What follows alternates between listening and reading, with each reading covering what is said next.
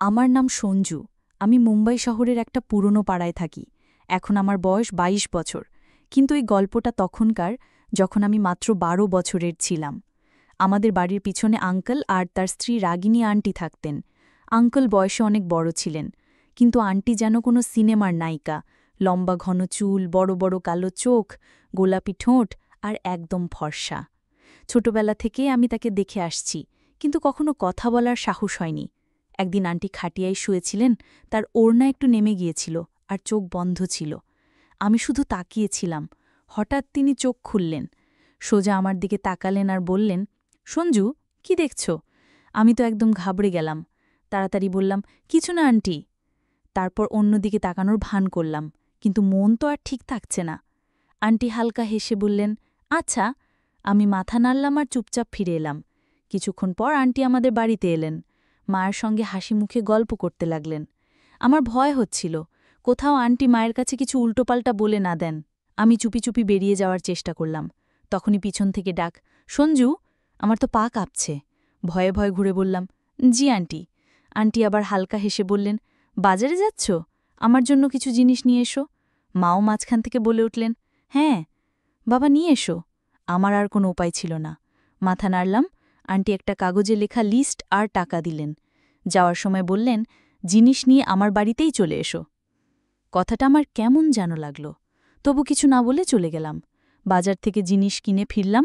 মা বললেন, আন্টি তার বাড়ি চলে গেছে। ভাবলাম ঠিক আছে, দিয়েই আসি। তার বাড়ির দরজা হালকা খোলা ছিল। ভিতরে উকি দিয়ে ডাকলাম। আন্টির গলা ভেসে এলো, আয় ভিতরে আয় সঞ্জু। আমি গেলাম। তিনি আমার দিকে তাকিয়ে মুচকি হাসলেন। বললেন, বাহ, তুমি তো তাড়াতাড়ি চলে এলে। আমি জিনিস দিয়ে চলে যাচ্ছিলাম, তখনই তিনি ডাকলেন, সঞ্জু, একটা কথা জিজ্ঞেস করি? আমি বললাম, হ্যাঁ জিজ্ঞেস করুন। তিনি মাথা নিচু করে হালকা হেসে বললেন, তোমার কোনো গার্লফ্রেন্ড আছে? আমি তড়িঘড়ি বললাম, না আন্টি। তার চোখে একটা অদ্ভুত চমক দেখলাম। আমি জিজ্ঞেস করলাম, কি হলো আন্টি? তিনি বললেন, এমনি জিজ্ঞেস করলাম। তারপর চুল ঠিক করে মুচকি হাসলেন। আমার মাথা ঘুরে গেল। এই প্রশ্ন, এই হাসি, কি চলছে? আমি আর কিছু না বলে সেখান থেকে প্রায় দৌড়ে বেরিয়ে এলাম। সেই রাতে আমার ঘুম হল না। আন্টি কেন এমন প্রশ্ন করলেন? এরপর আন্টি আমাদের বাড়িতে এলেন। বললেন, দিদি, একটু দুধ পাওয়া যাবে? মা বললেন, এখন গ্যাসে রেখেছি, একটু পর নিয়ে যেও। আন্টি বললেন, ঠিক আছে দিদি। তিনি চলে গেলেন। তখনই মা ডাকলেন, সঞ্জু। আমি বেরিয়ে এলাম। মা বললেন, রান্নাঘর থেকে দুধ নিয়ে আন্টির বাড়ি দিয়ে আয়। আমার হাত পা ঠান্ডা হয়ে গেল। আবার আন্টির বাড়ি যাওয়া মানে তার প্রশ্ন আর হাসির মুখোমুখি হওয়া। মাকে না করতে পারলাম না। দুধ নিয়ে ধীর পায়ে তার বাড়ির দিকে গেলাম। দরজা আবার হালকা খোলা। ভিতরে উকি দিয়ে ডাকলাম। আন্টির মিষ্টি গলা, আয় সঞ্জু। ভিতরে গেলাম। তিনি রান্নাঘরে দাঁড়িয়ে আমাকে দেখে হাসলেন। বললেন, এত দেরি করলে? আমি দুধের বাটি দিয়ে বললাম, মা একটা কাজ দিয়েছিল, তাই।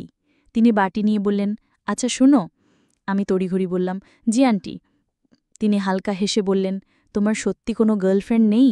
আমি মাথা নাড়লাম, না। তিনি কয়েক সেকেন্ড আমার দিকে তাকিয়ে রইলেন। তারপর ধীরে ধীরে বললেন, আচ্ছা, কাউকে পছন্দ করো? আমার মনে হলো প্রশ্নের বৃষ্টি হচ্ছে। মাথা নিচু করে বললাম, না, এমন কিছু নেই। তিনি একটা হালকা নিঃশ্বাস ফেলে আমার দিকে ঝুঁকে বললেন, তাহলে একটা গোপন কথা বলো। আমি একটু ঘাবড়ে গিয়ে বললাম, কি কথা আন্টি? তিনি আমার চোখে চোখ রেখে ধীরে বললেন, যাকে পছন্দ করা হয় তাকে কখনো বলতে হয় না, সামনের মানুষ নিজেই বুঝে নেয়। আমার বুকটা ধাসধাস করতে লাগল। এটা কি হচ্ছে? আন্টি দুধ গ্যাসে রেখে মুচকি হেসে বললেন, যাও মাকে বলে দিও, দুধ রেখে দিয়েছি। আমি কিছু না বলে তাড়াতাড়ি বেরিয়ে এলাম। সেই রাতেও ঘুম হল না। আন্টি কি মজা করছিলেন না অন্য কিছু? আমি এপাশ ওপাশ করছি, হঠাৎ ফোনে একটা মেসেজ এলো, অচেনা চেনা নম্বর। ঘুমিয়ে গেলে সঞ্জু? আমার গায়ে কাঁটা দিল। এত রাতে কে? কাঁপা হাতে লিখলাম, কে? কয়েক সেকেন্ড কোনো উত্তর নেই। তারপর আরেকটা মেসেজ, চিনে নাও। আমার মাথা ঘুরছে। কে হতে পারে? বন্ধুরা মজা করছে, কিন্তু এ নম্বর তো চেনা নাই। একটু ভেবে সাহস করে লিখলাম, আন্টি। মেসেজ টাইপ হচ্ছে দেখলাম। আমার বুকের ধড়কন বাড়ছে। তারপর মেসেজ এলো, হ্যাঁ, রাগ করলে না তো? আমার হাত পা অবশ হয়ে গেল। এটা কি হচ্ছে? আমি ধীরে লিখলাম, না, কিন্তু আমার নম্বর পেলেন কিভাবে?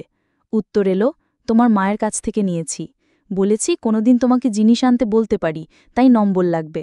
আমার মাথায় ঝড় উঠল। মা না ভেবেই নম্বর দিয়ে দিয়েছেন, কিন্তু আন্টি এটা কিসের জন্য ব্যবহার করছেন? আমি দ্বিধায় পড়লাম। তখন আরেকটা মেসেজ, শোনো, কাল সন্ধ্যায় ছাদে এসো, কথা আছে। আমার হাত পা ঠান্ডা। কি কথা? উত্তর লিখতে যাচ্ছি, তখন আরেকটা মেসেজ, ভয় পেও না, কিছু ভুল বলবো না, শুধু কথা বলতে চাই। আমার সামনে দুটো পথ, হয় না বলে দিয়ে তো গিয়ে দেখি আন্টি কি চান। সাহস করে লিখলাম, ঠিক আছে। আন্টির শেষ মেসেজ, ভালো, তাহলে কাল দেখা হবে সঞ্জু। পরদিন সকালটা স্বাভাবিকভাবে কাটল, কিন্তু মনটা সারা দিন উসকুস করছে। সন্ধ্যার অপেক্ষা আর সঙ্গে একটা অদ্ভুত ভয়। সন্ধ্যার 7টার দিকে ছাদে গেলাম। হালকা ঠান্ডা হাওয়া বেচ্ছে। চারদিকে চোখ বুলিয়ে দেখি আন্টি ছাদের এক কোণে দাঁড়িয়ে। আমাদের বাড়ির ছাদটা স্পষ্ট দেখা যাচ্ছে। আমি ধীরে বললাম, আন্টি। তিনি মুচকি হাসলেন, বললেন, ভেবেছিলে আমি মজা করছি? আমি থমকে গেলাম। কি বলছেন তিনি? কয়েক পা এগিয়ে এলেন। তার চুল হাওয়ায় উঠছে, চোখে একটা অন্যরকম ঝিলিক। হঠাৎ বললেন, কাউকে কখনো ভালোবেসেছ? আমার বুক ধক করে উঠল।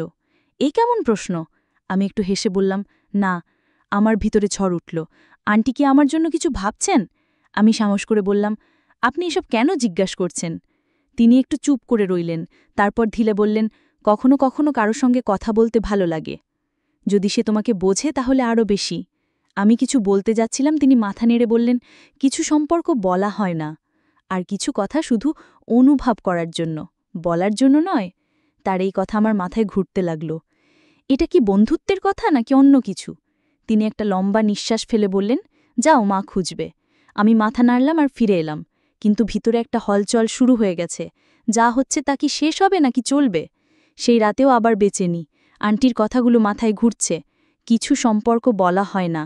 আমি কি বেশি ভাবছি, নাকি আন্টি সত্যি কিছু বলতে চান যা সরাসরি বলতে পারছেন না?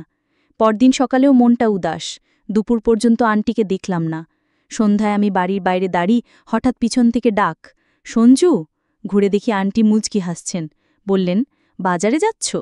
আমি বললাম, হ্যাঁ, কিছু জিনিস আনতে হবে। তিনি পার্স থেকে 200 টাকার নোট বের করে দিলেন। বললেন, আমার জন্য কিছু জিনিস নিয়ে এসো। আমি চুপচাপ নোট নিলাম, কিন্তু এবার তিনি যাওয়ার সময় ধীরে বললেন, শুধু জিনিস নয়, সন্ধ্যায় ছাদে এসো, কথা আছে। আমার বেচেনি আরও বেড়ে গেল। তাড়াতাড়ি বাজার থেকে জিনিস নিয়ে তার বাড়ি দিয়ে এলাম। মা ভাবলেন আমি শুধু জিনিস দিয়ে এসেছি। সুযোগ পেয়েই ছাদে গেলাম। আন্টি আগে থেকেই দাঁড়িয়ে বললেন, ভালো করলে এসেছ। আমি ধীরে বললাম, কি কথা ছিল আন্টি? তিনি রেলিংয়ে হাত রেখে বললেন, কখনো মনে হয় যে কেউ তোমাকে বোঝে? কিছু না বলেও আমি বুঝতে পারলাম না কি উত্তর দেব। তিনি বলে চললেন, তার সঙ্গে কথা বলতে ভালো লাগে। আমার বুকের ধড়কন বেড়ে গেল। এটা কি বলছেন? আমি কিছু বলার আগেই তিনি বললেন, ভয় পেও না, আমি তোমাকে ভুল পথে নিয়ে যাচ্ছি না। আমি মাথা নাড়লাম। তিনি বললেন, কখনো কখনো বয়স দিয়ে সঠিক ভুল ঠিক হয় না, মন ঠিক করে। আমার মাথা ঘুরছে। আন্টি কি চান? আমি ধীরে বললাম, আন্টি, আপনি।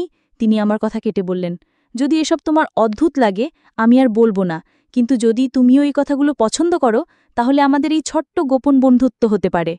আমি ভাবলাম, যখন ঘাস নিজে যে ঘোড়ার কাছে আসছে তখন ছাড়া উচিত নয়।